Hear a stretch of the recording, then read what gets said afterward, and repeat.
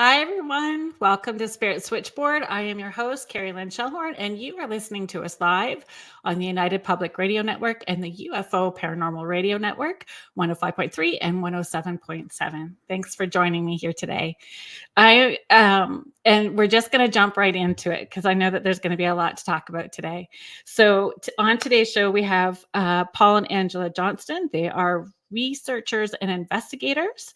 They look into the paranormal activity across the United States in homes, businesses, deep backwood country, which I have got some questions about that. Oh yeah, lots of questions. So ghosts, Bigfoot, Dogman, you name it, they're looking for it. And you may know them from their podcast, Ghost Talk Haunted Locations, or their YouTube series, History and Hauntings. So please welcome to the show, Paul and Angie. Do you want to be called Angie? You can call me whatever. That's so funny. So like I have 4 kids and I am so used to, I mean, my oldest is 30 now and my baby is almost 19, but mom. Yeah, you could call me KL, Kerrilynn, Carrie, but mom. You just get to the point where you answer to any of it, right? Yes, exactly. Definitely. Well, thank you so much for agreeing to come on the show. I was watching, I'll tell you the clip that I saw, and then it was really like, I really hope that you guys will say yes and come on. It was the clip, Paul, with you getting your ear tugged. Oh, yeah. And then listening to Angela laughing is what, like, I'm like, let's watch this again 10 times. Yeah. I think what it was I normally don't get startled during investigations, and being touched, and my reaction, I think, caught her off guard, and she just couldn't stop laughing.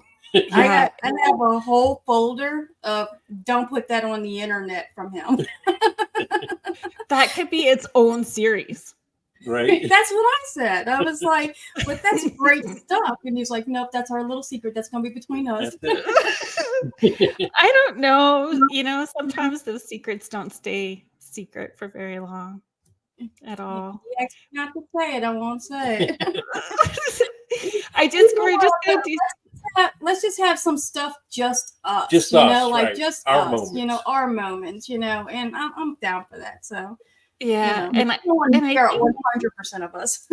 You must need that too, though. I mean, you're doing these adventures, so you're traveling and you're working and you're creating content, and just creating content is stressful in itself, and then adding in investigations, which can be emotional and physically exhausting. Like, there's so many aspects to what you guys do that it's really a joy watching those videos and seeing how you interact and support each other in those as well too.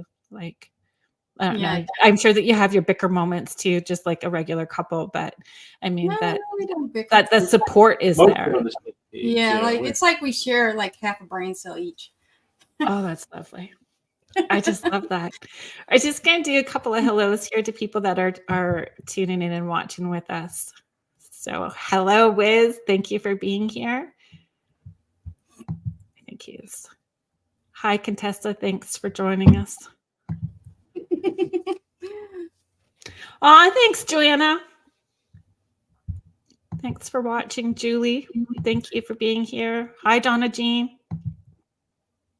Thanks for being here. For those people who are just getting to meet you tonight, can you give us a little bit of your background? Like, if the paranormal was always part of your journey, if it's something that you got into more together? So we have only been together for 3 years now in January. Before that, we were both in a long-term marriage, and we both got into the paranormal while we were with our other partner. Our other partner did not like the paranormal at all. With me, I actually started getting... I put a team together because my ex-husband was having night terrors where he'd wake up screaming, and he would always say that, there was this shadow guy at the foot of our bed. And so I got into it to do more research on shadow people. And the more I got into it, the more I was enjoying it. And so like I just made a team with a bunch of people I worked with and rolled with it, just went full blast. Right. For Paul, he's been in it way longer than I have. Yeah, I got into it probably around 2000. I'd say 99, 2000. Right. It was me and my brother and a good friend of ours. Basically, look for something to do on the weekends, and being from New Orleans, there was plenty of haunted places to go to. Right. And we got a hold of the, I believe it was Victor Klein series. He wrote many books about hauntings in New Orleans. Right. So we picked the first edition, started going through the pages and started hitting these places. And I was hooked into that. Yeah. That's awesome.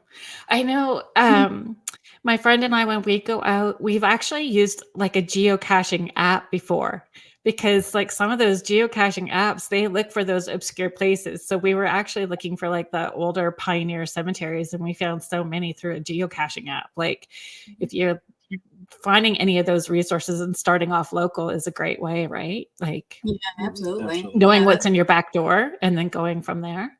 Absolutely. Yeah. And that's one thing that we really enjoy too, is like we like finding the little hidden treasure places, Right.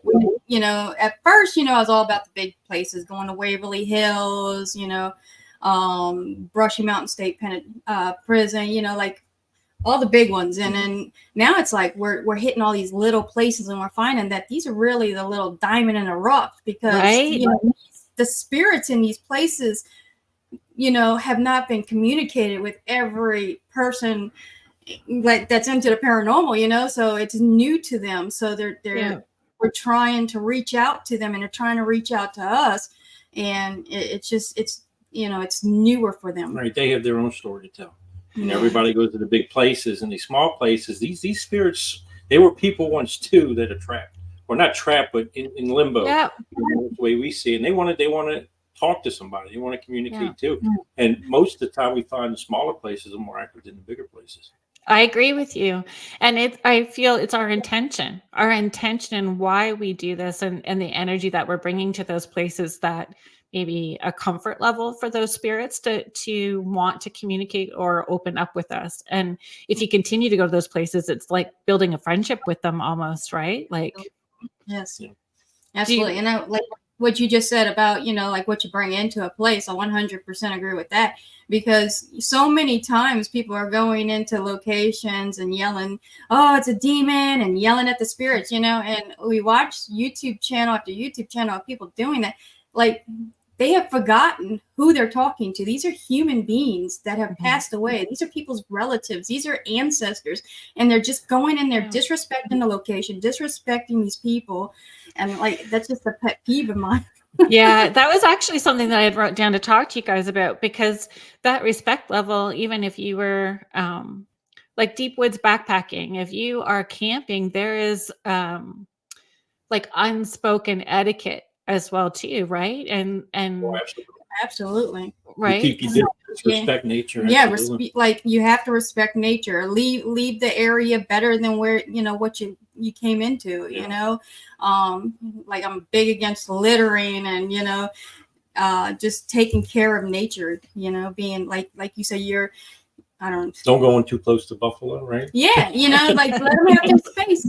Don't listen to Angela and run up to them. That was the first time one of our expeditions. A buffalo was in the field, and she's like, "Got to get closer. You got to get closer. You got to get a good picture." I said, "I'm only going to get a little bit closer. I want to stay close to safety." Yeah. But he did get a great picture of the buffalo pooping. Though. Yep, he was pooping at the time. Oh, that's funny. Those are great stories, right? Yeah. We're just going to say hello to some more people. So you have Shane Miller here supporting you guys, saying these guys are the best. Yeah. Hi, Corey. Thank you for being here. Hello, Michelle. Thank you for being here. Oh, that's fun, Tanya. I hope you guys have a good night doing your tour at Castle Kilbride. Hello, Siobhan. Thank you for being here. Rose, sorry. And when you're backpacking, like when you guys go deep woods backpacking, it is about knowing the land and respecting the land that you're on. And it's also I was taught that you leave wood for the next people that come in case they get there late and they're tired as well too. So you're having to respect the people that are coming after you as well too. So I think about that when you're going like on locations as well too. A lot of the places we go like the deep woods, so there's nobody coming after. Right, there's nobody. Oh yeah, that's awesome. We go like, way into the woods. We're like that's fun. At least a mile in from civilization. I mean, we go pretty far in. Yeah, it's just because same thing with like ghost hunting. You don't want the contamination, so we get as far away from civilization as possible, just so we don't have contamination with our investigations. Right. But I mean, I know a lot of Bigfoot sightings are by main roads and hiking trails. So, I don't, put down anybody that just does that, takes the trail and looking for Bigfoot. But we do like to take it into the deeper parts of the woods and the national forest. Something uncharted. You're looking for bedding where they bed down. You're looking for tracks where they cross streams. You're not going to find that where you got a lot of people, because just the movement of people wipe away all the tracks. So I mean, and not only that, but you also, if you do get a print, if it's somewhere that nobody is walking, it's a bigger deal than if you get a size 14 footprint, over there on a trail. I mean, Paul wears 14. Right. So it's not as big of a deal as people put it out, because he's not, they have to choose up to 18. So, I mean, they do have big-footed people. So, I mean, if you find that in the middle of nowhere where people are not charting, then, it's a different story than if you find that in a state park or on a nature trail. Right. So have you, Angie, was that something that you had done prior, or is adding those backpacking, investigations, deep woods, something that happened when you got together with Paul? It was during the time that we were friends, and I had just left my ex-husband. I moved in with my dad, and my dad, I really didn't have a true relationship with my dad until after my divorce, and I moved in with him, and that's when I really got to know my dad. He is actually a Bigfoot hunter. Like, he spent my whole childhood not being a dad, but running after Bigfoot, dragging my little brothers. My brothers had to sleep in tents for months at a time. He's like, well, you kind of got lucky. I didn't drag you. I was like, yeah, but I was the one kid that probably would have enjoyed that. The other ones didn't like it. But, so I actually, got to spend a lot of time with my dad while I was living with him and talking about his stories and his adventures. And he's the one that made me think, okay, well, maybe Bigfoot is possible. Because I was into ghosts, but Bigfoot was just any kind of, I mean, I even was looking for Dogman in the Rougarou. But I really was like, I don't know about Bigfoot. There's a lot of sightings, but I don't know. But listening to my dad's stories of the ones he saw, and then starting to join groups and listening to other stories. But it wasn't until we ended up going out west. We went camping for 4 months straight out west, and, to different locations. And one of the locations we went to was the Medicine Bow National Forest. And where's that? That's in Wyoming. It's South Wyoming, and then it goes into northern Colorado. Gotcha. Yeah. So we have listeners from that are international from all over the place, and I'm from outside Toronto, Ontario, so I don't know where some of these places are. So thank you so much for telling us. Yeah. Yeah. So we're in Wyoming in the national forest, and it's like super thick, and we're just going over these big mountain hills, and we're looking at all these you could, it's millions and millions of acres of uncharted area. So we were like, I think Bigfoot's real. Yeah. And so we decided to camp there, and we've heard tree knocks. We've heard howls we couldn't explain. We've seen tree structures that have been folded into each other. We've had people bring us fur. Yeah, we've had squash man from Indiana, and let us have some of the hair that he thought was Bigfoot's hair. That that's wild. Yeah. And it's just we just really enjoy probably the Sasquatching more than actually even ghost hunting sometimes. Yeah. There's more of a thrill. Yeah, you get to be out in nature. You get to be out in nature. You get to smell the smells, hear the sounds, and it's I don't know, it's more satisfying. Do you feel the longer you can be out, the more maybe acclimated a Sasquatch would be towards you and wanting to, like, curious of you and wanting to make a contact in some way? Possible. We spent a lot of time in Silverton, Colorado, which is South Colorado, which is it's all mountains. I mean, you get down there, there's actually a pass called $1 Million Highway that just goes through the mountains. Right. And Silverton sits down in the valley, and we spent 2 weeks in Silverton. We spent 2 weeks in Silverton, and you hear the sounds, you know, the tree knocking, the howls. We never were approached by Bigfoot, so I don't know, maybe we stayed a couple months, maybe. I mean, I would say, like, people, you know, you see people in Alaska, people up in Montana, you know, that live there, they have their interactions with Bigfoot. You know, so if we were, I could see that. I could see if you're there for a long period, like maybe years, where they get acclimated. I just believe they're skittish creatures. They know mankind. They know what we're capable of. You know. Well, and wouldn't they? The word that I kept thinking about you guys today too, when I was, you know, thinking about the segment coming up, was nomad. You know, like, you guys kind of go all over the place, and that's why I kept thinking about you guys are like these paranormal nomads. Yeah, before me and Paul became official, when we were just friends, because we actually, like I said, we met 3 years ago, but we went on a date and we had a really good time, and then he says it's the second date, but I'm pretty sure it was the first date. I caught feelings, and she pushed me back into the friend zone. He like sent me this like super long text message saying how he has all these feelings for me, and I'm like, whoa, dude, whoa. We're just friends. So come on, that's some emotional intelligence there that needs to be appreciated. Yeah. So I didn't appreciate him at first. We're now friends. I'm friend zoning you. I still want to hang out with you. And we went to dinner like twice a week, but we paid Dutch. So I would not let him pay for me.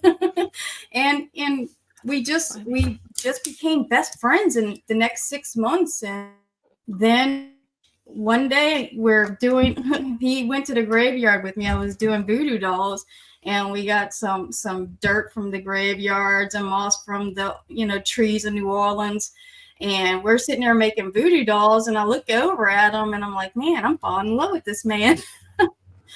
and so just like with ghost hunting and paranormal investigations, you have to have a lot of patience. Paul, you needed to have the patience and look at the long-term game and just ride it out, right?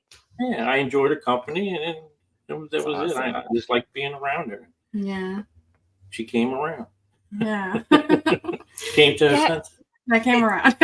It's a great story. Like, it's a great part of your journey and that adventure, right? The adventure story of you guys and what you're doing now is great. For that 6 months, I was planning on leaving. I think I was going to leave in like September. You know, I had a career, you know, I was making really good money. I was ready I threw it all away because I was going to go do van life. You know, I had my van decked out. I was ready to go. And, you know, like I was on the road, and he said he was going to meet me. Well, I ended up leaving 3 months earlier. Mm-hmm. And so he said he was going to meet me in September. Well, because we're in New Orleans and Louisiana now. And I made it to Colorado, spent 2 weeks in Colorado over in Pueblo. And then I went up to Cheyenne, Wyoming, and then I called him. I was like, you need to come now. My van's not working right. I need you to come now. I can't even drive this thing. I'm a mechanic by trade. So I'm her mechanic. So you need to come now. It just works. The skill sets blend and balance each other out. It's awesome. So he quits his job, packs everything he owns in his van, and he don't even make it out of Louis. No, right outside. Right You outside got Texas. the Texas border, and totaled the van. And some car hit him, totaled the van. So he calls me up, and I'm like, "So you're gonna be late?" I said, "No, I just got to find a rental car." But no, and we had a dog named Chunk, and Chunk was sitting on my shoulder. Tell her how like Chunk was. He was on my shoulder. He's this little dog. He was a little chihuahua. He was in the seat. He got hit. I spun out. I look. He's on my shoulder like a parrot, like just shaking. And nobody got hurt, but well, I got hurt. I got a little glass in my arm, and they. Okay, he got hurt. It's okay. Yeah. But and your chihuahua was safe. Chunk was safe. Chunk is absolutely good. He was Chunk safe. is perfect. But Chihuahuas are the best. I have a Chihuahua pug. Her name is Nora. He's a Chihuahua Min Pin mix, so he's really super cute. Oh, fun! My Nora is a potato. We had to let one of my best friends adopt him because of the fact that we travel so much, and he started getting arthritis. So it was just when we backpacked, he just couldn't keep up anymore. And she had 3 female dogs, so he just hit the jackpot. Right. Rose was just asking. I just want to make sure, Rose, that we're asking in the right.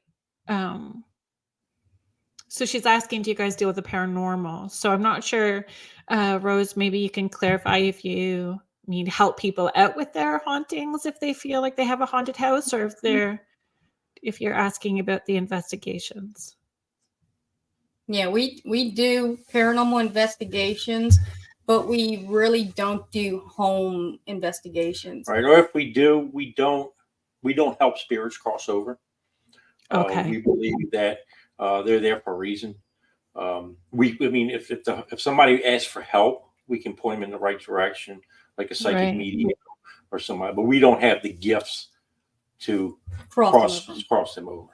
I mean, we can go burn sage in somebody's house and do a cleansing, but in our beliefs, that spirit is just, once the energy builds back up, it's just going to come back. So.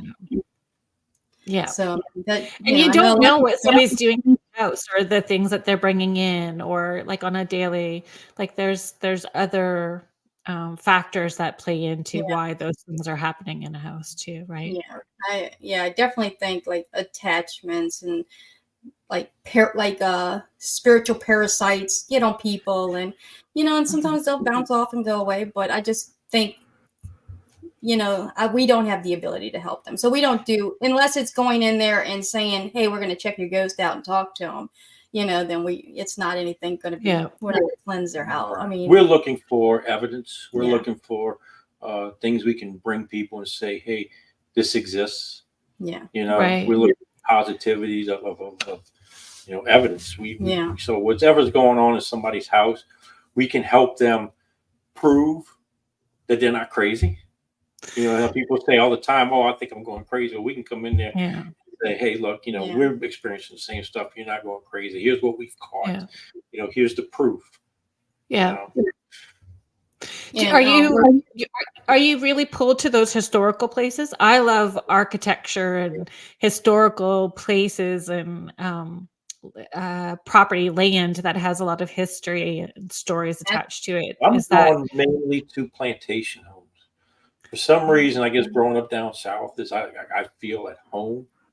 I guess you can say like very comfortable in a plantation. So, we do some plantations. I think you do better in like Victorian houses. She's more drawn to places like that. Do you feel locations can call to us? Do you think that they can almost summon us on an energetic level? I believe so, and I think a lot of it is imprinted in our genetics. Not necessarily reincarnation. I know Angie believes in reincarnation. I believe in information being transferred through your genetics. So if, say, your great grandmother and her family lived in a Victorian home per se, that is a genetic imprint into you. So when you go to these places, you can feel that comfortableness in that location. And being from the South, my family's from the South, we've been on plantations. So I think that's why I'm drawn to plantations, is because it's just in my genes. It's imprinted in me. And Do you feel, have you been to locations where it's really felt strong, like that more than other places? Is there one location that has had that very strong connection for you? I don't find for me that one over another had a really strong connection. I've gone to places where one time I'll go and I've had like extreme paranormal activity, and another time I'll go and it's just silent. So, I mean, as far as any connection to me, no, I haven't felt that. I mean, No, you said the Myrtles Plantation for you. Yeah, when I first started going to the Myrtles Plantation, I felt like a strong draw to it, like a friendliness, almost like a at home kind of feel. Right. But I actually get that in the cemeteries in New Orleans too, So it's not. I think it's more of the souls or the spirits that inhabit the place. I think because I'm more of a path, so I can kind of feel on the comfortability, and I know like when we go on investigations, it's the younger spirits are more attracted to me. Like I'll get more interaction with the children. Okay. Tugged, I'll get stuff like that. I get my shirt untucked, I get Myrtles, my shirt got untucked, and it's always His hair sticking, my hair sticking, and they play with my hairs. So you have a short clip about the hair on your arms going up on the site, and is it the theater? Could you? It was that Victorian. It was Oksana Victorian. Yeah, it's actually on our first episode of History and Haunting, the History and Haunting of the Oksana Victorian. And we have it on there too. Yeah. But you have a short clip of a small spirit that goes really fast behind those chairs. And I thought that was at the theater too. Like that's at the theater. Yeah. Yeah. I think I watched that one about 10 times today too. Yeah, that had said, come check this out. And I was like, oh no, it's probably just a flashlight. And then like as we're looking at it and we slow it down, you could actually see the arms and the legs. And you can see it ducked behind the chair. And but we matched it up and we did a good job. We do evidence. We don't post anything. Yeah, that we can just explain away. So we have different cameras set up, especially with that one. We had 3 cameras set up. That was only caught on one camera. The other camera was set on us, and we were setting up to go live at the time. So I mean, when we were looking at that one, I thought maybe it was the flashlight, but I mean, when you slow it down, you can tell it's not any kind of light. It's just a little figure running. And tonight we're actually premiering at 7. Our second trip. That was the second trip. Our second time to the theater, right. And so we one of the people we went with caught an apparition on that one too. Yeah, so that'll be shown tonight. Yeah. Oh, that's awesome. Same place. And that's the History and Haunting series on YouTube. Mm-hmm. Yeah, so at 7 p.m. Central Standard Time tonight, that is airing. So it's going to be premiering. Yeah, premiering. Yeah, that's awesome. I'm just going to put these up. Hi, Janet. Thanks for being here tonight. I don't ever not see spirit. I'm with you on that. Having had this ability since I was little. Yeah. I don't know, which is worse, being in the paranormal field and not being able to see them or having to see them all the time. But you know what? I think it's just is what it is for each of us, right? And I mean, I feel that people that do paranormal investigations for any length of time, your intuitive sixth sense kicks in. Like you'll know when an energy, no different than if you walk into a room where somebody's been fighting. When they've been arguing, it feels heavy in the air, and you just know you've walked into something, right? So when you're I think that our intuitive abilities strengthen the more that we do paranormal investigations. I can't, or I shouldn't speak for you, but you can, chime in on your thoughts. Yeah, I definitely agree with you. And like we'll stop to go do Bigfooting or something else, and then like it'll calm down, and we get back into it again, and then the activity at our own house will start picking back up. They start getting more curious about us again. So it's kind of weird. It's like it goes quiet and then it picks back up when we start getting like we've done 3 investigations this year so far, and then one in December, and then one right before that. And before that, we were doing a lot of farming, like we were doing homesteading for a little while, and into that, because we do a lot of different things. Yeah, we're into a lot of things. and so, you know, like my chickens and my vegetables got most of our attention, and we didn't travel as much while we were saving up money and equipment and stuff, because all that's expensive, you know. It is. It really is. And you have to have, like, I talk about this a lot. When you decide to do paranormal investigations, you have to have a real passion for it. It's a time investment. It's a financial investment. Energetically and physically, you're putting yourself in a you know, potentially vulnerable position as well too. Like there's a lot to it, and it is not as glamorous as what some shows may make it out to be. Like you're just kind of sitting around for a long time. It's without around stuff. 8 hours for maybe 30 seconds of evidence. Yeah.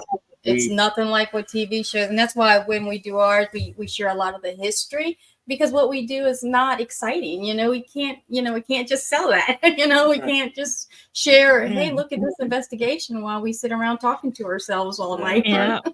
These are the snacks and the third coffee run that we've just done. And then after, people, you know, people who've never been on an investigation, they don't understand the day after. Well, I call it the investigator's hangover. So you have the next day and you feel so drained. You get a headache. It's like being hungover. Yeah, it's like you've got severe dehydration. Mm-hmm. I do this thing called a morning porch post every day, and with my coffee, just a thought for the day. And this week, one of the posts that I made was, okay, today is like the speed of sloth, and I am having a psychic hangover. And yesterday's session knocked me on my butt. It's like, I don't think that people are necessarily aware of that, but it is a thing. A psychic hangover is a thing. Yeah. And you know, even without abilities, if you're dealing with spirits all night, they're going to drain you. You know, they're pulling energy from every direction they can. They drain your batteries and your equipment. They drain the batteries in your body.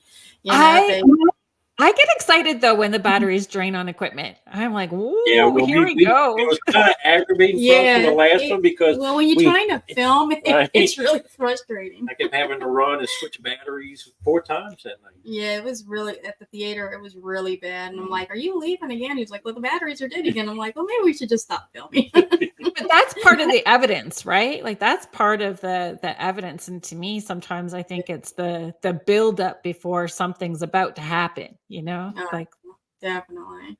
We'll see what happens. So, Grar is just asking, do you think that a person's aura or colors attract spirits?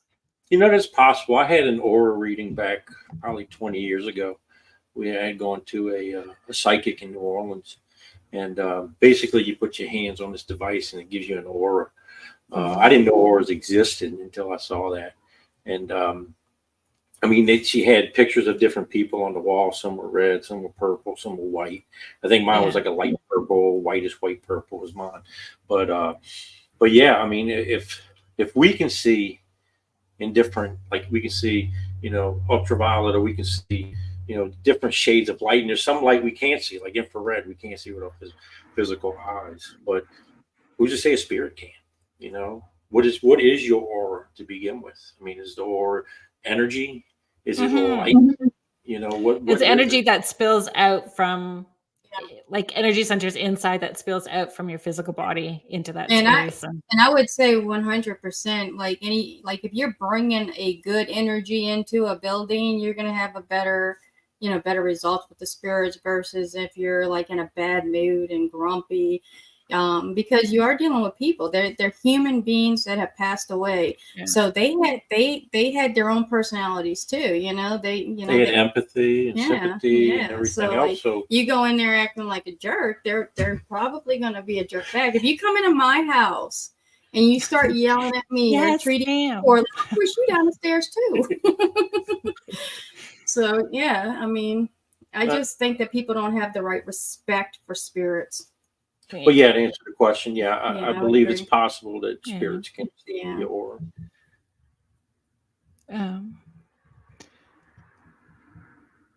Spirit medium Daniel is just commenting they are attracted to the soul. They come to those who have a brighter soul, someone they know they can communicate with.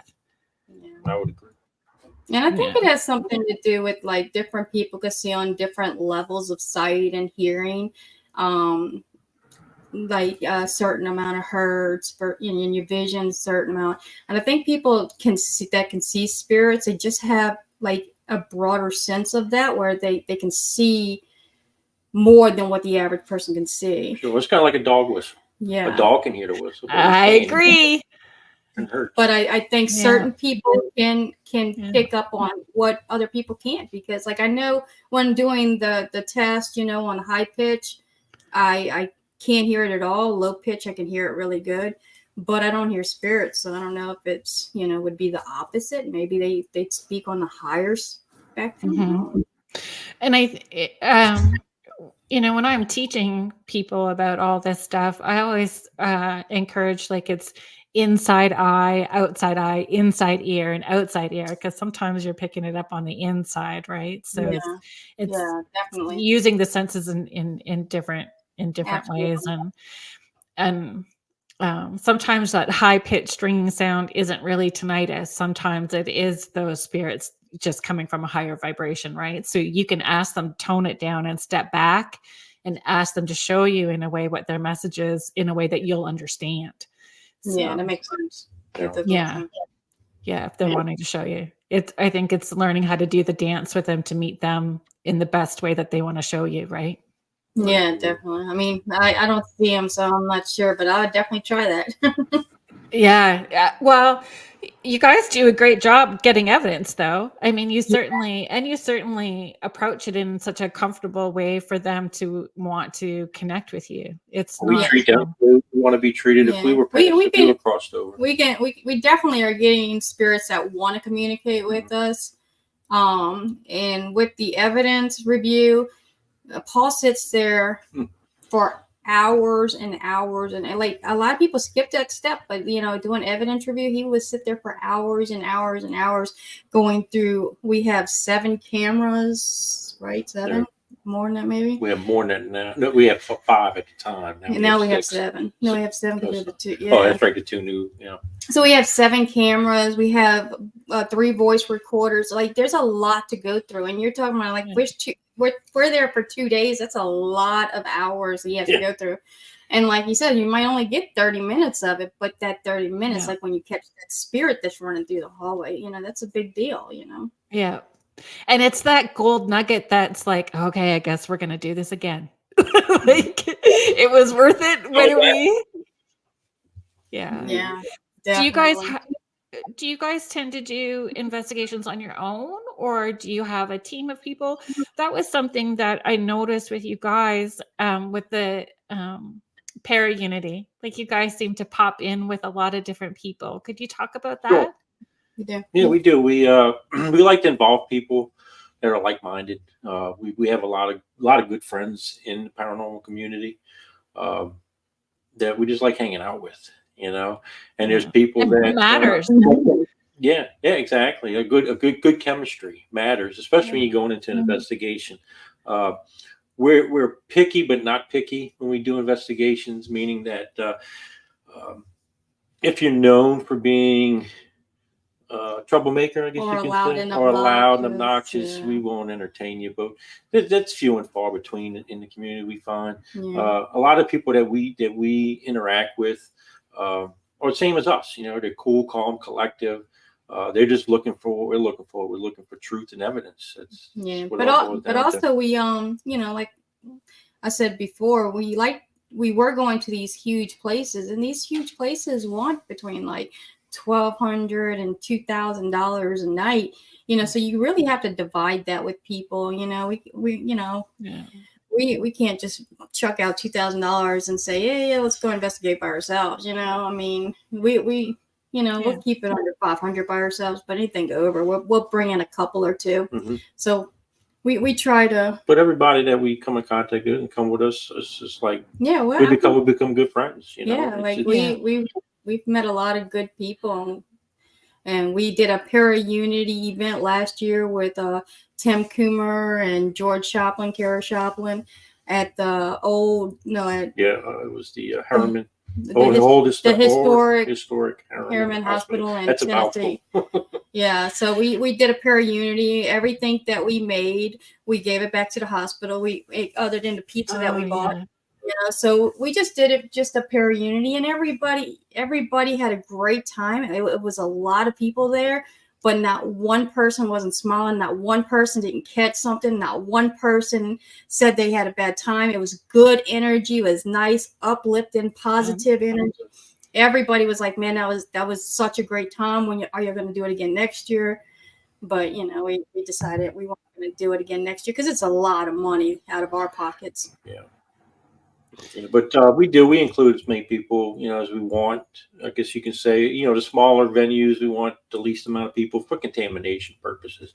We are Para-Unity, all about Para-Unity, but we're also about catching evidence. And proving that the afterlife exists. So, and I find, which may sound super selfish on my part too, I'm taking time. I don't get a lot of time off. I personally don't have a lot of days off. So on my days off, I still want to do that, but I'm doing it for my own, enjoyment, my own passion. And so I'm super careful about who I want to spend that time with, and that I want to have that positive experience and balance out, what I bring to the table and what other people bring to the table. So, I mean, I know that may sound kind of no, nice, we had to do that recently. We had an invite for it was campfire with some friends of ours up in Kentucky. Yeah. And we had to cancel. We had to decline because I only get so many days off, and we had an opportunity to go Bigfoot in that same weekend. So it's kind of like, we can see our friends again. How many times are you going to see, catch Bigfoot? How many times are you going to get this opportunity? So, we told them, hey, we're going to be up there. We plan on coming, just not at that time. So like you said, it's being selfish, but at the same time, you have days off that you have to prioritize what you're going to use them for. Yeah. And then you got to fit in family time on top of that, because like we talked about, we have 6 children between us both. He has 2 sons. I have a son and 3 daughters. I have 6 grandkids that we share. So I mean, it takes a lot. Like we got to go. My son is about to move to Washington from California, so we're gonna fly up there for a week and go visit for a week. And hopefully he's down with going to look for Bigfoot while I'm up there. But God. Where's Grar? Where's the Wiz? He's in Washington. So he talks about Sasquatch, where he lives up in his area in Washington as well, too. We're trying to get up into Olympia State Park. Yeah. When they said they were moving up there, I was like, oh, yeah, we're definitely coming to visit. Well, it's always right there at the forefront, no matter what, right? Like... Yeah, but the paranormal. But I'm just hoping out of the 6 grandkids, one of them following my footsteps, man. Because they're not looking at they don't seem it. I'm thinking maybe the baby. Thank you very much, Ed. Thanks for being here. So Ed is also has a network called the Rift Nation, and he has an online podcast called The Orion Effect on Sunday evenings as well too. So thanks for doing the shout out. Oh, and thank you. Uh-oh. There you go. Okay, we're down. There's your open invitation. Yeah, we definitely. I mean, because there's a big difference between the Bigfoot community and the paranormal community. The paranormal wants to talk about it. They want to talk about every experience they ever had. The Bigfoot is more hush hush. They don't want to share their evidence. They don't want to share their locations, especially locations. It's like pulling teeth. It's like, I saw Bigfoot where? Tell us where. We want to know. Nope. Right. I grew up in Northern Ontario, along Lake Superior, Northern Ontario, and there's a lot of sightings up in that area as well too. A lot of high strangeness in that area, and that's how I grew up too. My dad gives me a hard time. I'm like, I said it would be fascinating to see a Bigfoot, and he's like, really? And he said, do you want to die by an angry Sasquatch? And I'm like, it would be an epic death, Dad. It would just be epic. Our last Bigfoot expedition was we heard noises, and she says, we just got to go investigate. And I said, one of these days, Bigfoot's going to grab me and tear me to shreds. And she goes, as long as we catch it on camera, it'll be worth it. Great. As long as there's batteries are not dead, we're good. Exactly. Ed is saying he'll talk your ear off. Bigfoot and Bigfoot sightings, UFO stuff as well too. I add. Yeah, and then there's like the two different communities with Bigfoot too. Like, you believe that too, interdimensional. I like whenever I first started with my dad and was telling my dad, okay, maybe he is real, maybe he's interdimensional, because I do believe in fairies and I do believe in the different rooms. Yeah. And I was like, well, maybe he's part of that world. And that's when my dad's like, no. He's like, no, he's flesh and blood and he'll eat you. Yeah. My dad's had run-ins with him. And I don't know where I sit, which I think maybe just not having, maybe needing more experiences for me I'm open-minded about the whole thing about Bigfoot being interdimensional, but I don't know. I just kind of lean more to an indigenous belief system as well too, that it's, they don't like humans and are very good at hide and seek and, travel to follow their food sources and watch us and are very stealth-like, right? So I kind of lean in that direction. Yeah, and then but I wouldn't rule it out. I mean, interdimensional would make a lot of sense as to be why there's so many sightings but not evidence. Maybe I don't know. But then there's that argument about underground tunnels and cave systems, and then you get into something. Then you're on my level where you talk something about the reptilians and stuff like that. That's more my realm. Let's chat.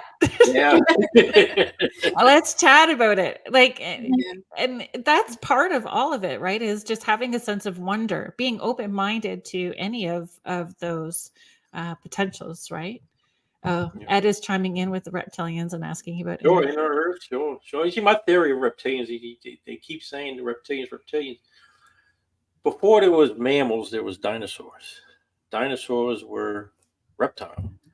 So even though they were extinct, who's to say the reptilians become reptilian human-like? I mean, that's always been my thing. Or hybrid.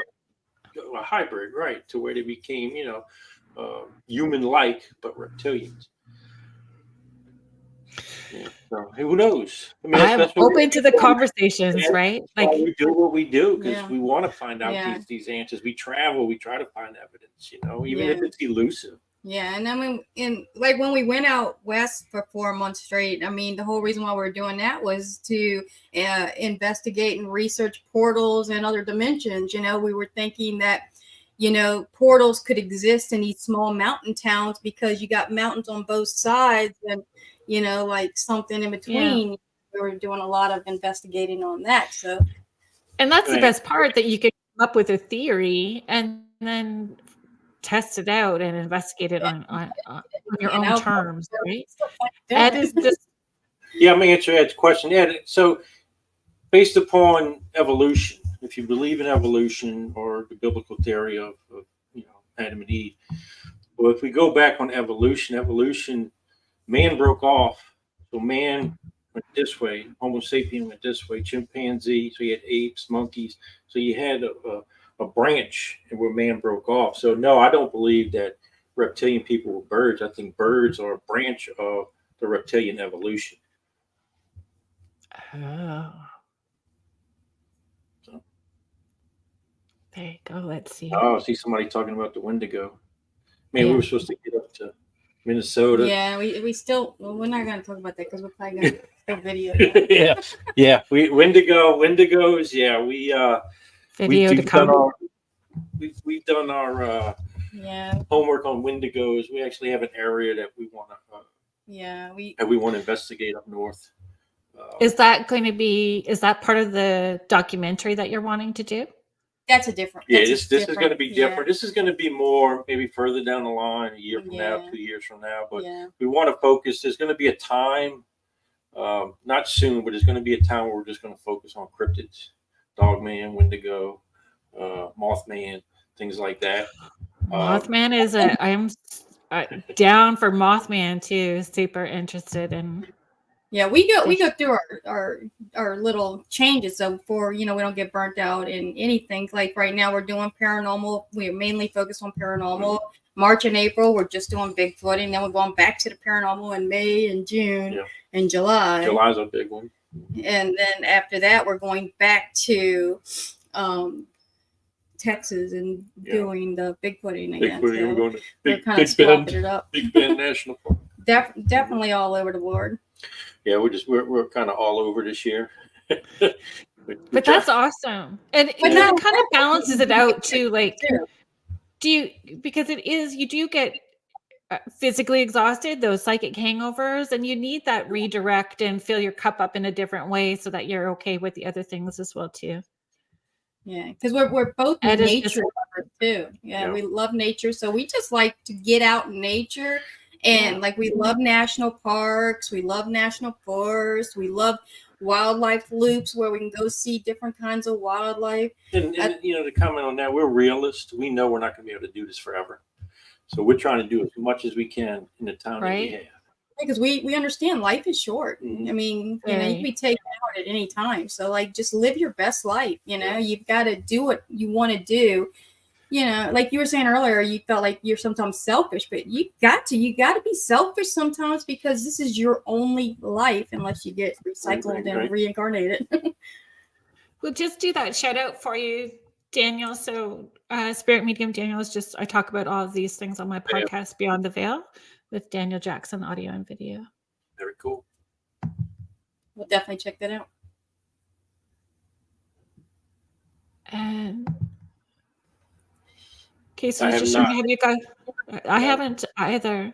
Allegedly created a portal and traveled into the future. Would be interested to see that. I would too. That's definitely interesting. We'll have to write that name down and check it out. Yeah. We try and keep up with a lot of stuff. I mean, we do a lot of research. I mean, we have people tell us all the time, "Well, you came prepared." Well, yeah, we do our homework before we investigate or we go anywhere. I think for me, I try to not know, like when I'm going to locations, I need to not know so that I can go in blind and see what I'm getting and then have other people do research. History. I like the history, but I don't want to know the names. I want to know, what was here, but don't tell me any names. Let me see if I can pick those names up. Yeah. That's awesome.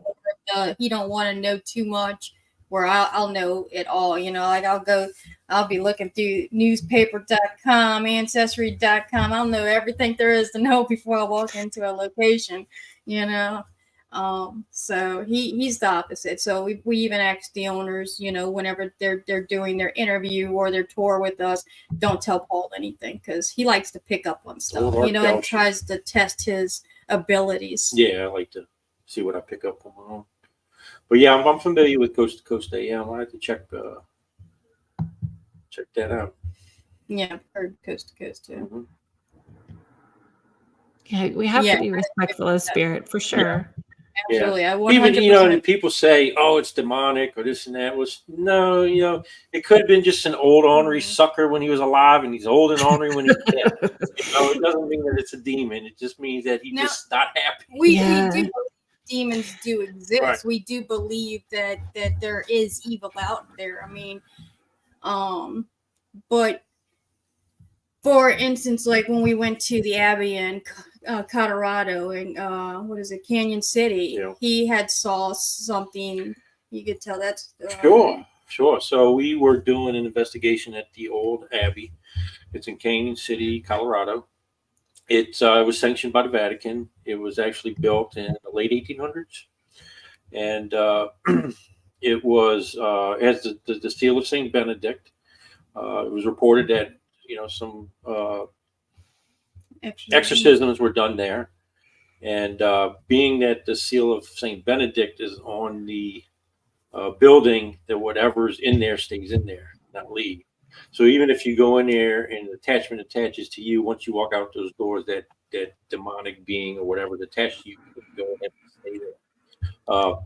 So that's just to fill you in on a little backstory. So we were down in the basement, and it was myself, a lady named we were actually going Adrian. down the stairs. Right, we were going down the stairs. I was first because I was it's dark down here, but I'm the man. I'm because it was nothing but women. We had 3 women with me. So I'm like, I'm gonna be the big tough guy. Right.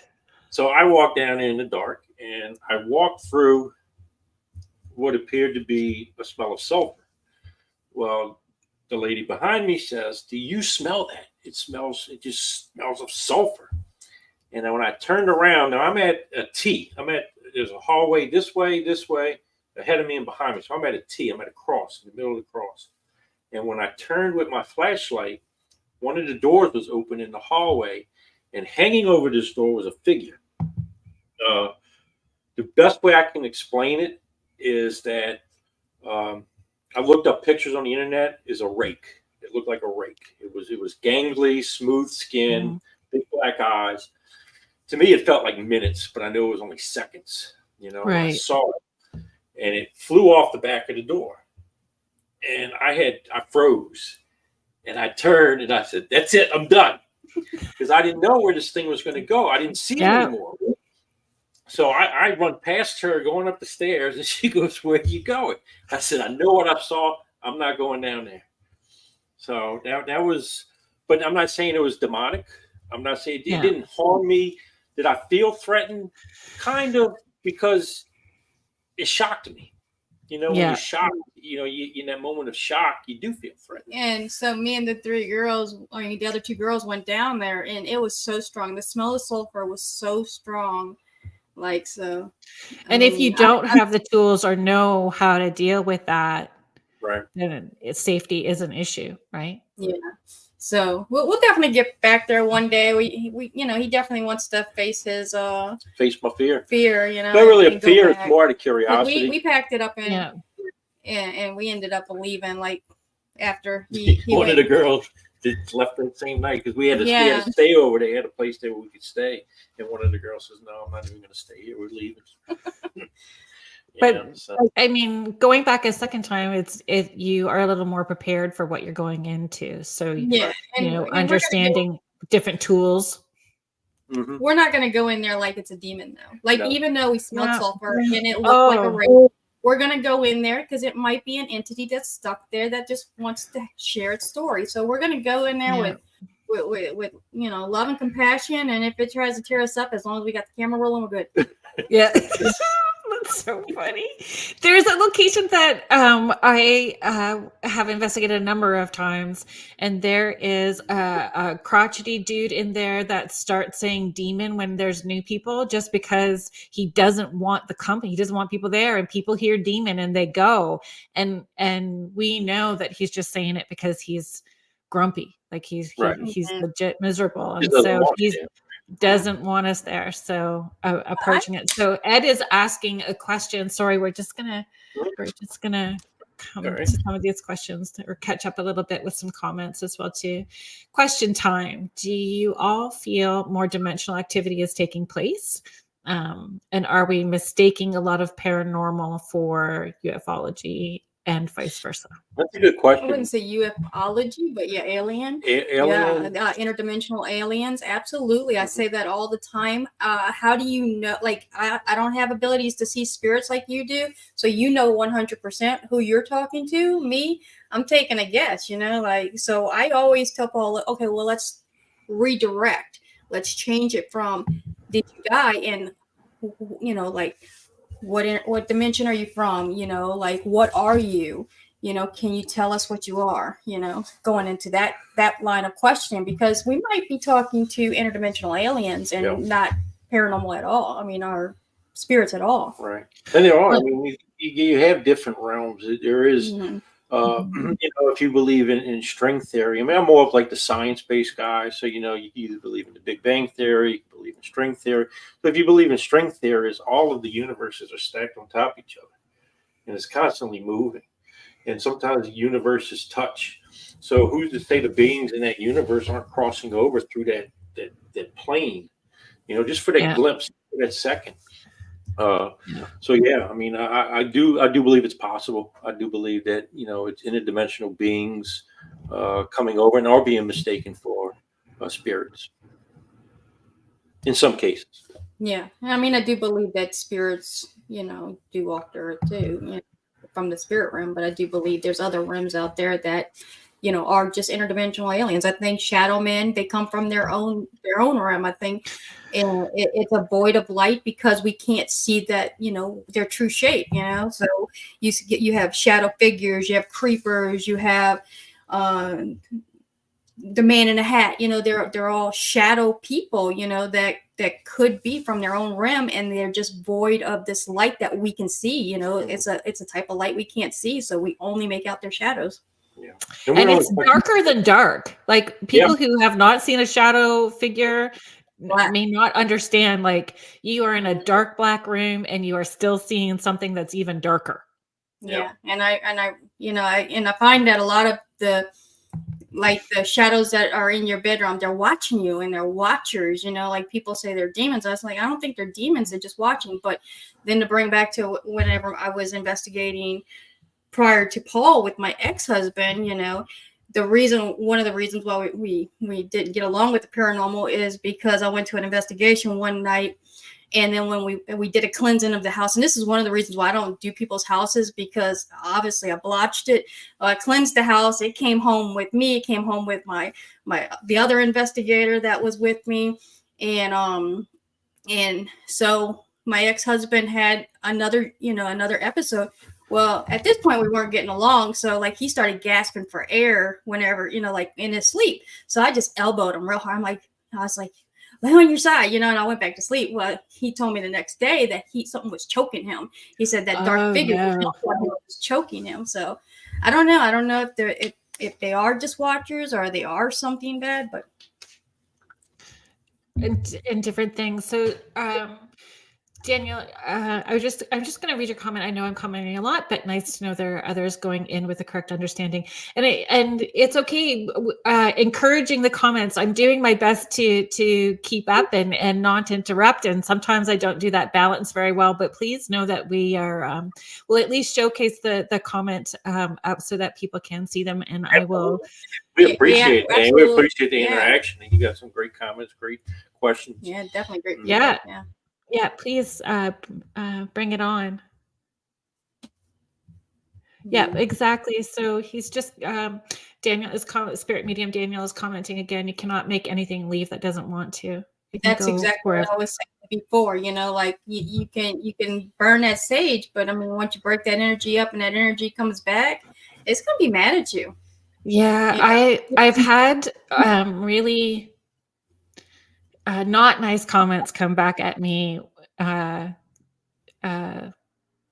that maybe I don't play nice in the sandbox because I've said how I will not tell somebody that I can cleanse their house and get rid of something because it's a rabbit hole that I don't know for sure because somebody else can go in. I've been in a location where somebody has a medium has gone in and said that she's cleared it and there's nothing there. And I walk in and I'm still seeing and I got something there. So I just feel there's so much that we don't understand and we don't know about that. I will never say that I'm an expert in any of it because I feel like it's Christmas morning or wonder what's going to happen today. There's something new all the time to learn. Yeah, I mean, and then the more you look into it, it seems like, it's like a rabbit hole. You just keep getting more and more and more. Yeah, exactly.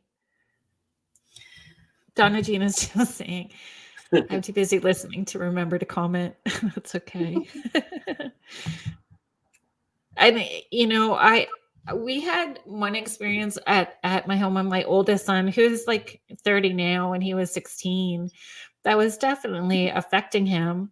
And I went in a guns a-blazing thinking that it was just me and not remembering that I have all my ancestors and divine team and those people supporting me from the other side as well too. And I think that's a big part that we need to remember, like when we're doing these experiences, when we go into a location or a place, we're bringing all our people in spirit with us as well too. And that can also affect a location, right? But that being definitely was interdimensional because it growled at me and scratched, and I had to leave and regroup and go back in with a different perspective and moving it out because it was not it was something else.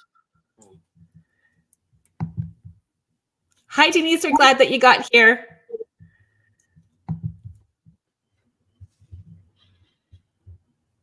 Thank you very much.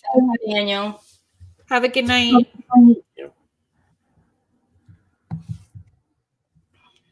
Can we talk about Grumpy Miles, Montana? Sure. You want to tell him? Grumpy Miles, Montana? That would be me. No. so that was our children's book Angela came up with. We actually made it for the grandkids though. Yeah. Yeah, I love it. Is it Miles and the Little Fairy or Miles and the Fairy? In the Little Fairy. In the Little Fairy. Yeah, it's to teach a lesson of all you need is friends. That's basically it. That you don't have to be grumpy. It's about keeping your attitude in check, because like what you bring to the table is what you're going to get in return. You act like a jerk to people, they're going to act like a jerk back. It works in the paranormal field too. You act like a jerk to the spirits, they're going to be a jerk to you back. Mm-hmm. But same thing with Bigfoot. He goes acting like a jerk to people, and people going to be a jerk to him. And that's Miles Montana. He's a Bigfoot. Yeah, he's a Bigfoot. And we have that book on Amazon. It is. If you want to check it out, but it's Miles Montana. A good friend of mine, I've been friends with her for about 25 years now. She's an artist, and she did all the illustrations. So it's Art by Leanna. You can find her on Facebook. She did a fantastic job. And if you go to, I know that we have it scrolling on the bottom, but for the listeners, because we do have a large audio component to this as well too. A lot of people listening audio afterwards. So it's enigmaticexplorers.com, and you've got all kinds of books that help support your adventures that you guys have. So encouraging everybody to go check it out. You link to Amazon from your website as well too, so they can see all of the different. You have logbooks. Can you talk about the other things that you've got on the site for people? Yeah, so we have logbooks for Bigfooting, which is for field guides. Like where you can mark down times you hear stuff. It's very important to keep notes. We don't do it as much anymore because we're constantly recording everything that we do. So that's kind of our timestamps. We make sure all of our times match, and we're very precise on that. But we used to write it all down. So for people that aren't recording in many different areas, it's important to write the time down that you heard the bump, and if everybody's doing that, then you're going to have consistency, especially with people that have team members of 10 or more, if you have a bunch of people in there and somebody sneezes and somebody's doing an EVP downstairs, they're going to think that they just got the most coolest EVP ever. So it's important to write down, especially with big groups. Usually it's Paul and me and maybe one other couple usually. But we have got, like the last one we went on was a big group. We didn't even do any audio or any evidence review because it's just too contaminated. It's just, So you have to, do you go in with a different intention then when you know that it's that big of a group? Like you go just to have the experience of unity and not necessarily the focus of getting evidence? It's more of a unity. It's more of sharing our experiences, showing how we investigate. Which we try to pass on the way we investigate compared to what you see on the Travel Channel. It's not all about the jumping and the scaring. It's about the respect, the patience, the sitting there. You go hunting. If you go hunting, you're not jumping all around the woods looking for a deer. You're sitting there very quiet. It's the same principle. You sit there, be respectful, And you can go that whole deer trip, the whole weekend without catching any deer at all. Yeah, I'm not shooting a deer. And that it doesn't always have to be 3:00 in the morning. You can have interactions during the day too. It doesn't have to necessarily have to be at nighttime. We just investigated. We found the hottest times between 8 and 11. Yep. And it's like a residual closing time in the morning or 8 and 11 at night. In the evening. It was in the evening, 8 to 11 in the evening. So it was like, spirits are active. We find at a certain time, especially residuals. So if you go to a place that had hours, and it's like at that time back then, if that place closed, then the activity is going to stop, especially if it's residual. If it's residual, yeah. I mean, especially like if you go to a place and somebody cooked dinner at the same time every day, you might hear that pots and pans hitting. So you might catch a whiff of food, or from residual energy. At that certain point. So if they cooked at 4 or 5 o'clock in the afternoon, that's what time you're going to probably smell it. Yeah. They collect in the parlor room at 6 o'clock. So at 6 o'clock you might catch that whiff of cigar smoke. Oh yeah. I like it when cigars come in, actually. I like the smell of that, and pipes, anything like that, even sweet like cherry tobacco. When those smells come in, it's, I don't know, it's one of those memories for me that's connected to family as well too. So there's some sort of comfort level in it, right? If anybody is just joining us now, thank you so much for being a part of this. You are listening to Spirit Switchboard. I am your host, Kerrilynn Shellhorn, and you are listening to us live on the United Public Radio Network and the UFO Paranormal Radio Network, 105.3 and 107.7 New Orleans. So thank you guys. We have Paul and Angie, the Enigmatic Explorers. I was so worried I was going to mess up Enigmatic. I was like practicing saying it today. I come up with the name, and she tells me all the time. She goes, "Why did you have to come up with such a hard name to pronounce?" Because everybody blotches it. Right, everybody blotches it, so it's okay. I mean, hey. Oh no, I get a gold star sticker today, man. I said it right. You did great. In fact, when you first said it, I was like, "There she goes." There she goes. Yeah, first person. First. No, you're not the first person, but you did very well. It was more the spelling. When I was typing it out for the website and doing the promos, I was making sure I was saying it out loud as I was typing it, so I didn't spell it wrong either, right? But I think it's a great name, and it suits you. It really does. It's great, and it's hard coming up with names. It's hard. Or how do you say acronyms or everybody can say, "Oh, you're the mysterious explorers." But I wanted to be a little brainy, and say, "Well, what's the same thing as mysterious?" That's so we kind of did enigmatic, and we do it also. It's perfect. We do the cryptid, anything mysterious. It's portals, high strangeness. Anything high strangeness, right? Yeah, anything unusual. Even like Crater Lake, just because it's made from an android. I'm curious about an asteroid. I'm sorry, what did I say? Android. Or 2D2. And like things like that. I want to jump in that water because it's supposed to be like kind of prohibited. You're supposed to go in the water according to the Indian legends over there because of so many deaths being in there. All right, Crater Lake's in Oregon. It's in Oregon. Yeah, for those that don't know. Yeah. So that was one. Thank you. There was another lake that I was looking at, and I was trying to find somebody to come on to talk about it. And now I'm having a brain fog and I can't remember. But I'm like you. You hear these like obscure stories, and you just want to know more, right? Yeah, I love hearing the story, like hearing the story, like why we do history and hauntings, because we love the history.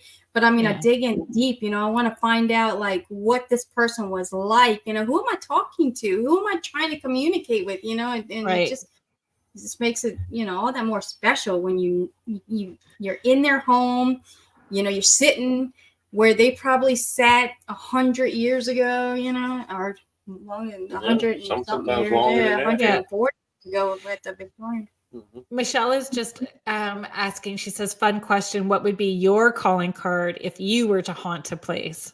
So how would you come through? So you pass me in the ear. Can you blow in my ear? I just blow in the ear. How would you do that? That's my haunting calling card. I would just blow in the ear.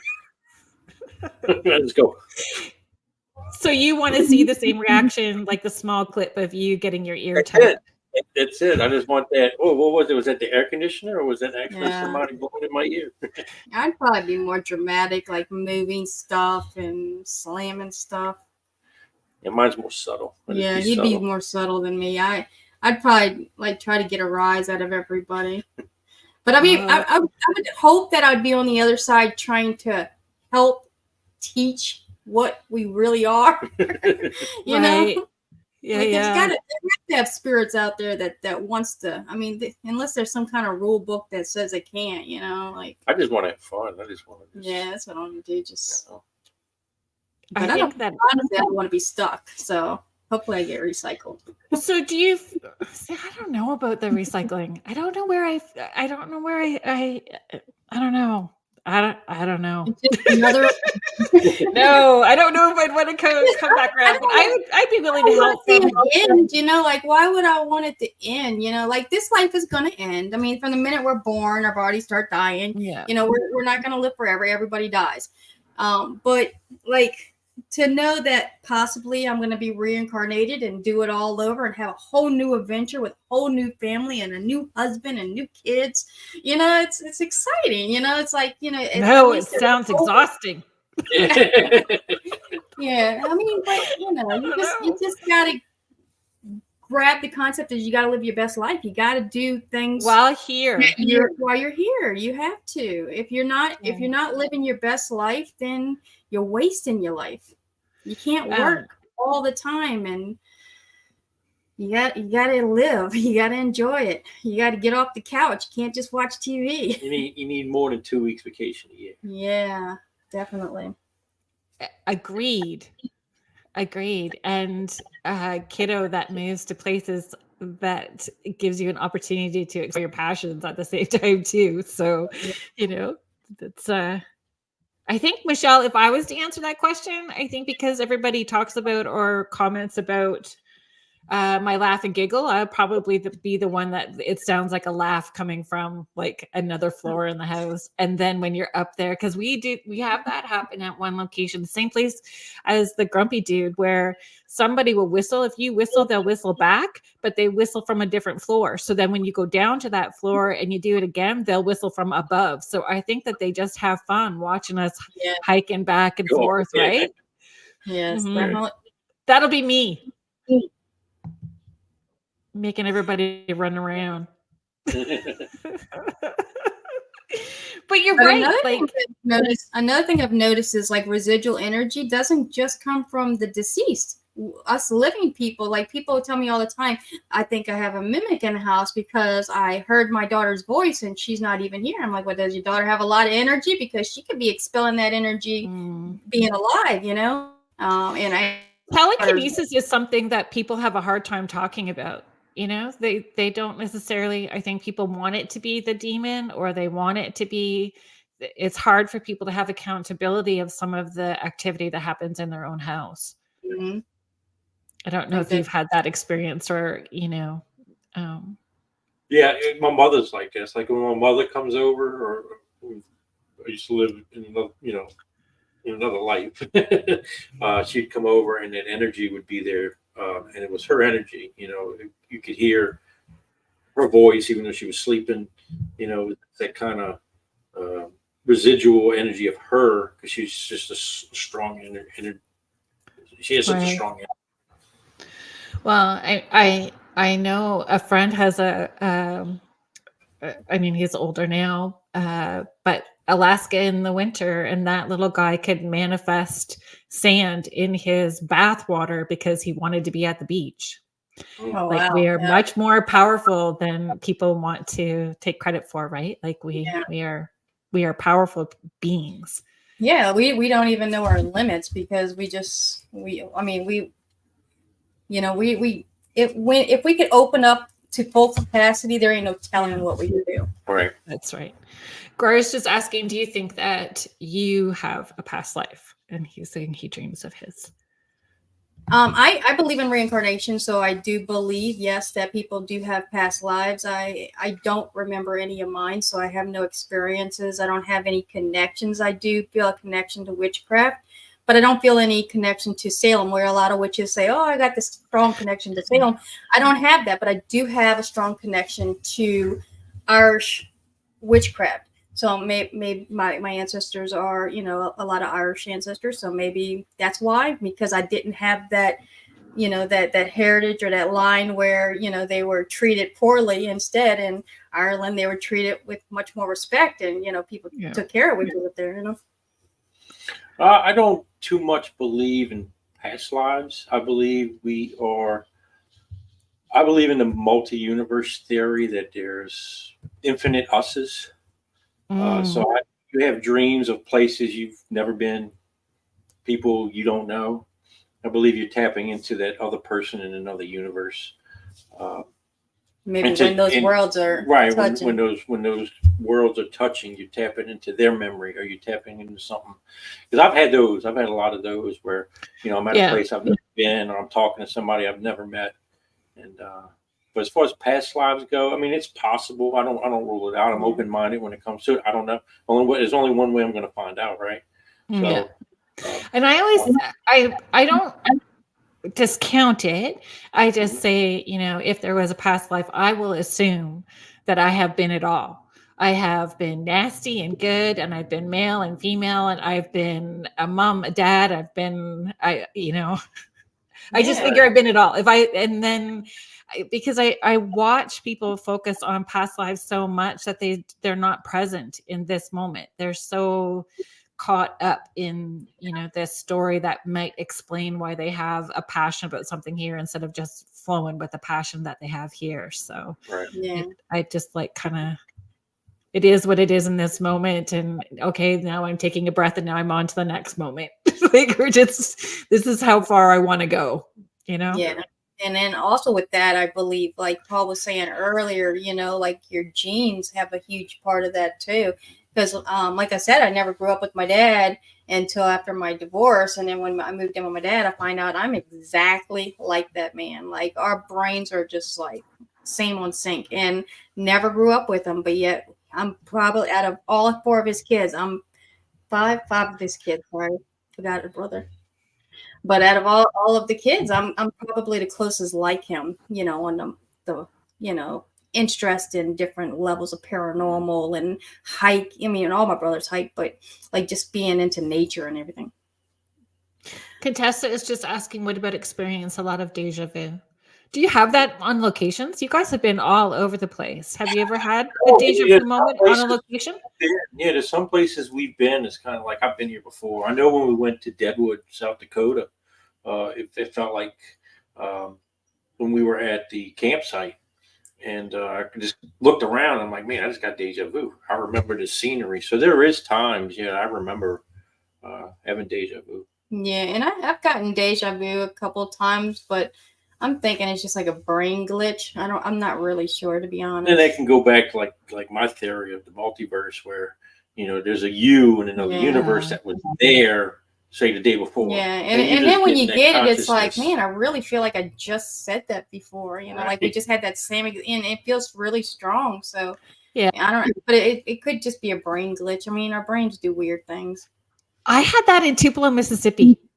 Of all places. I know. Weird, right? So I'm like, I don't know. I was in my early 40s, and it was the first time I was like really leaving Canada and going into the States.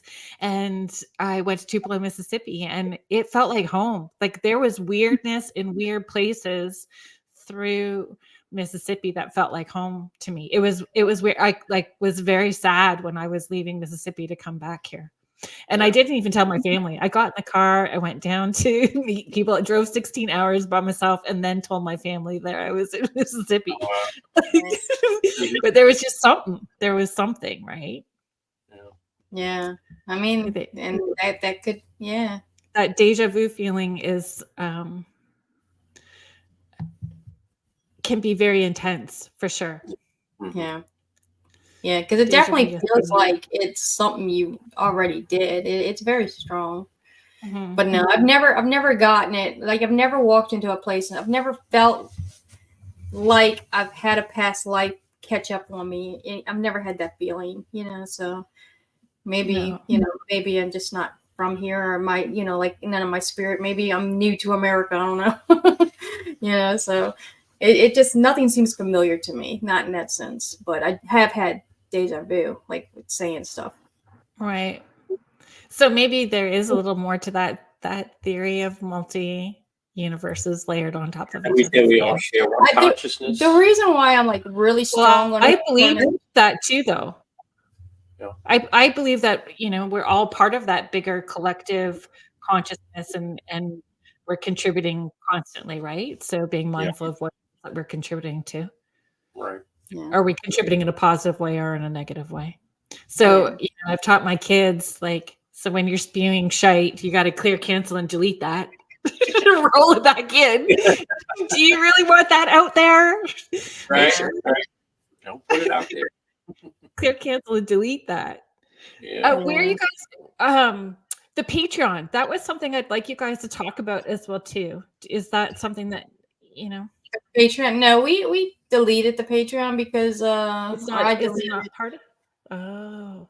Yeah, we just, because we put everything that we find out there, so there's like nothing really left to add, like, so we share everything. Yeah, we now we might open it back up, but I mean, honestly, like, there's no reason to have different, like having people pay to see our stuff. So that, I mean, we just do it because we love it. Okay. Not that I still don't think that you are fabulous people, but today when I was like reading through the website and I was like scrolling around, I'm like, on a Patreon, oh my God, these guys are fabulous. I don't know how they have time to do all of this shit. And I'm like, okay, now you're like regular normal people. Yeah, they're normal. Yeah. Yes, I'm normally doing. I'm like, because it's time consuming, just what we do on a regular basis, and adding all those extra streaming places and supporting people and what they expect once they get to all those different platforms is a lot. It's a lot. Yes, because I mean, on Patreon, you got to show them something different for them to pay money for it. And like, I really didn't have anything different. I was just sharing everything already. I've always liked editing. I always wanted to produce movies, and I shared this online not too long ago, but I used to make my kids be the little actors, and used to dress like one we did Little Red Riding Hood, and my middle daughter was the big bad wolf, so we did full wolf mask with the prosthetics, and my daughter played the part of the granny, my oldest daughter, and then my baby played Little Red Riding Hood. My son was the woodsman. So I used them as little actors, and then they got too old, and it just they're like, Mom, I don't want to do this. It's not cool no more. So, it's not recording no. Excuse me. But all of that stuff still contributed to what you're doing now, right? Yeah, well, it's I'm picking it back up now, and that's with the history and hauntings. I'm going back to editing, which I really enjoy to do. I mean, I'll never get famous on it because of the fact that like I'm not an expert editor, but I have fun doing it. I enjoy it. So maybe you need to start clearing, canceling, and deleting that shit too when you're saying I'm never going to be famous doing that, because it's your personality. People are drawn, like I was drawn to you guys immediately and knew that I wanted to have this conversation, have you on the show. Just the energy between the two of you, the energy that you bring to the locations, how you interact with spirits and the people, that's what drew me to you. So more and more people are going to be drawn to you that way. So you don't know what's going to happen next. I would just keep doing what you're doing. Yeah, and that's what we're going to do. We're going to keep doing. Okay, I should say my goal is not to become famous. Yeah. I'm going to just keep enjoying my best life. That's it. And you're open to whatever comes. Yeah, like if you don't like what I put out, don't watch it. But I'm going to do it because I enjoy it. Yeah. And I think that when we approach any of those things that we do with authenticity and integrity, it can be felt, and then the right people are going to come to us, and the squawkers are irritated for their own reason, and they can just go where they need to go. Yeah, well, we do it because we enjoy sharing stuff. We enjoy sharing our experience. Like when we went out west, we were posting pictures on Facebook of the buffalo and the donkeys and the antelopes and the mountains. We shared it because we want to share. We want people to experience what we experienced. Yeah. And the best way to do that is through film and pictures. Yeah. Yeah. And for people like me, that I've never seen, buffalo, and you're part of the country, that you guys are opening it up so that people from all over can see it is fabulous. Were you in Florida? Didn't you just go to Florida with the manatees? Mm-hmm. Yeah, we went to Florida a couple weeks ago. 3 weeks ago? Yeah, 3 weeks ago. Yeah, I was watching your travel posts. That was that was a long journey. The whole time we went out west, like the 4 months we were camping, we documented everything. And then I got hacked on Facebook. I fell for one of those little text scams or whatever.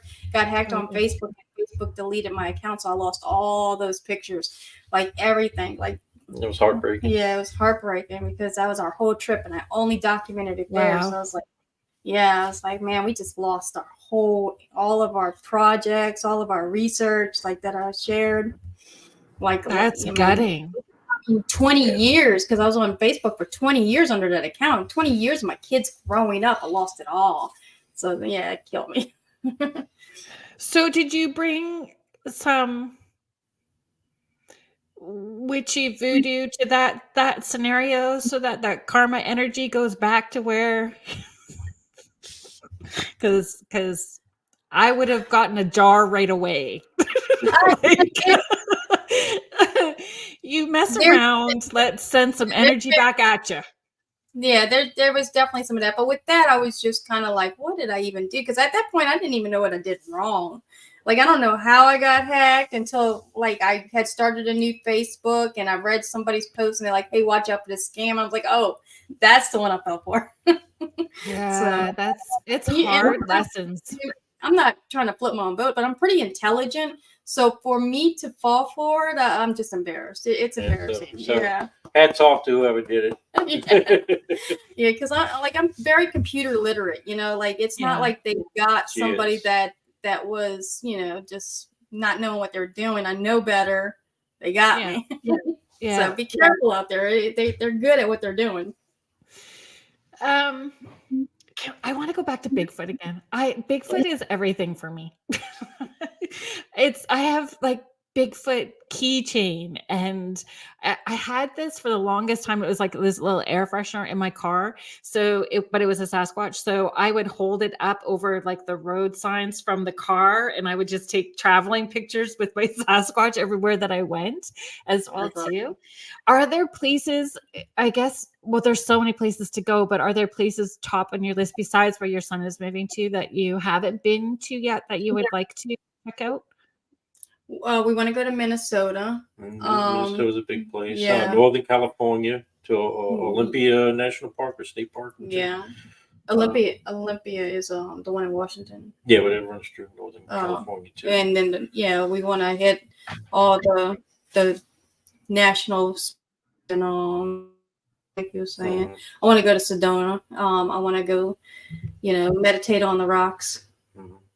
Yeah, our next big. I want to go to Montana, and I want to go to the Montana Vortex over there. Tell me about the Montana Vortex. I don't know about that.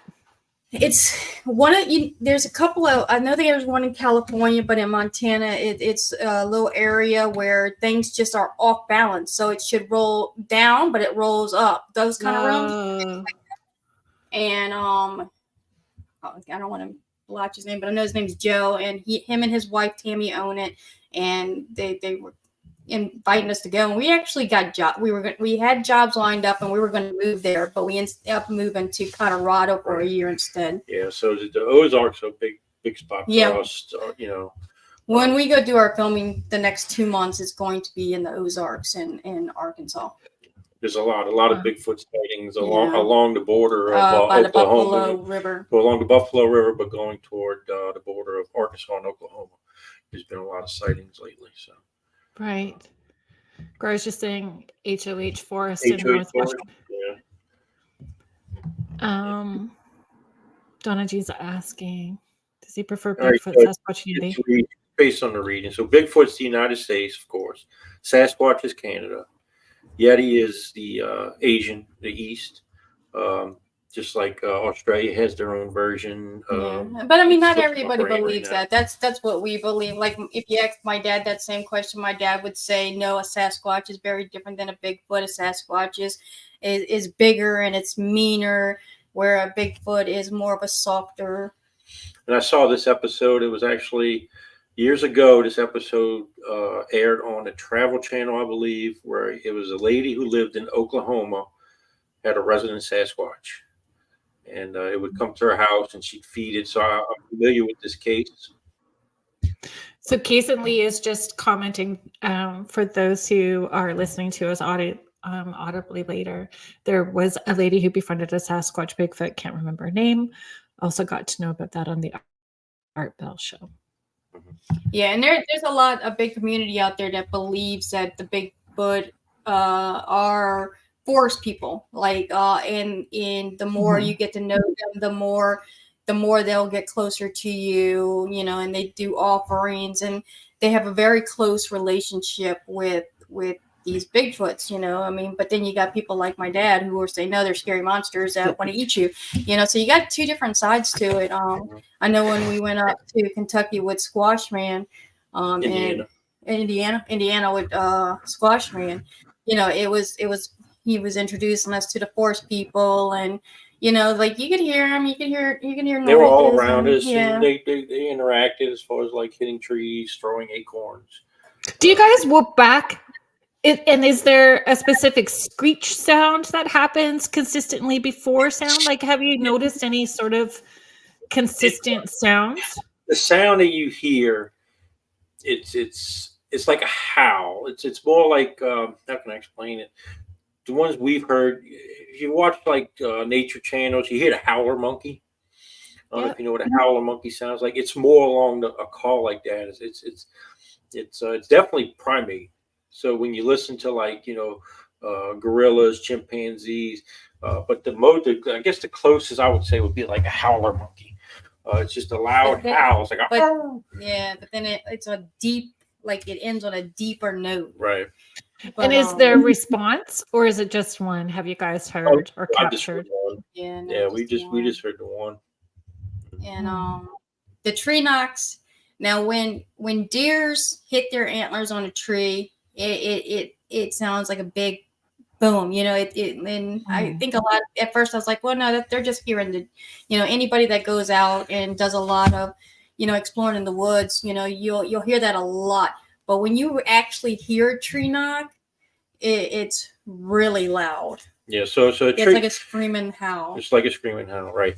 So what she's explaining is like when you hear, they call it a rattle. So when you hear deer during the rut, they'll go and they'll hit their antlers up against the tree to mark a tree, and it's a rattle. You hear it's a rattle. It's the best way to explain it, like a baby's rattle. It's like right. When it's a knocking on a tree, it's hollow to hollow. You ever take something like a hollow piece of wood or two hollow pieces of wood and knock it together and echo? That's the sound of the knocking.